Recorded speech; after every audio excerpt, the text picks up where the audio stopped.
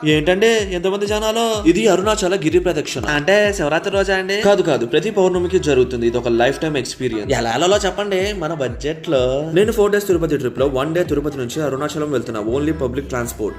అయితే తిరుపతిలో మధ్యాహ్నం ఫుల్ గా తినేసి 12 o'clock కి పాముని గాని రామేశ్వరం ఎక్స్ప్రెస్ గాని ఎక్కండి. 100 రూపాయలు లోపే. చవక ఒకటి బాగా గుర్తు పెట్టుకో, మనం మాత్రమే అరుణాచలం అంటాం, కానీ అసలు పేరు తిరువన్నామలై. సాయంత్రం 4 గంటకే తిరువన్నామలై వచ్చామండి. స్టేషన్ నుంచి 2 kilometers టెంపుల్. అయితే ఆటోతో పని లేదు. 2 to 3 hours దర్శనం అయ్యాక సాయంత్రం 6:30కి గిరి ప్రదక్షిణ మొదలు పెట్టాం. మొత్తం 14 kilometers. దారిలో 8 శివలింగాలు. ఇంతమంది జనాలతో గిరి ప్రదక్షిణ.